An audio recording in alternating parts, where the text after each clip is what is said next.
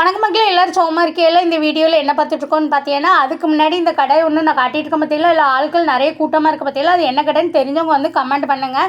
அதுக்கப்புறம் வந்து பார்த்தீங்கன்னா, நேற்று வந்து சிவராத்திரியும் பிரதோஷமும் சேர்ந்து வந்தது பார்த்தீங்களா, அதனால் எங்கள் ஊர் நெல்லைப்பூர் கோயிலுக்கு தான் போயிருந்தோம். நானும் என் மவளும் நாங்கள் போன நேரம் தான் சரியான நேரம் பார்த்துக்கோங்க. நாங்கள் கோயிலுக்குள்ளே போய் லைனில் நிற்கும். நெல்லைப்பருக்கு பூஜை ஆகுது. ஆனால் நெல்லைப்பரை வந்து எங்களுக்கு பார்க்க முடியல பூஜை ஆகும்போது, ஏன்னா லைனில் தான் நின்றுட்டு இருந்தோம்.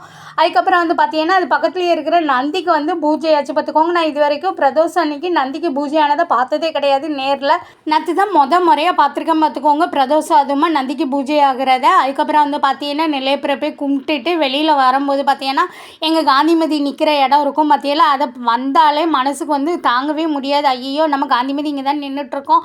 அது நிற்கும் போது என்னமோ நான் அதை பார்த்து பயந்து 10 அடி தூர தான் ஓடுவோம் பார்த்துக்கோங்க. அங்கே ஒரு திண்டு இருக்கும், திண்டில் ஏறியே தான் போவேன் பார்த்துக்கோங்க. இருந்தாலுமே காந்திமதி இல்லையேங்கிற ஃபீல் வந்து ரொம்ப இருக்குது பார்த்துக்கோங்க. எனக்கு மட்டும் இல்லை பார்த்துக்கோங்க, உள்ளூர்காரங்க யார் அந்த பிரகாரத்தை வந்து தாண்டி போனாலுமே சொல்லிக்கிட்டே தான் போவோம், காந்திமதி எவ்வளோ அமைதியாக இருப்பா, அவளுக்கு போய் இப்படி சாவு வந்துட்டேன்னு சொல்லிகிட்டே பேசிகிட்டே தான் போவோம் பார்த்துக்கோங்க. நான் இதை வாரம் போகும்போதெல்லாம் யாராவது ஒருத்தராவது பேசிடுவாங்க, கேட்டுக்கிட்டே தான் போவோம் பார்த்துக்கோங்க. அதுக்கப்புறம் வந்து பார்த்திங்கன்னா, இது அங்கே இருக்கிற ஒரு முருகன் கோயில் பார்த்துக்கோங்க.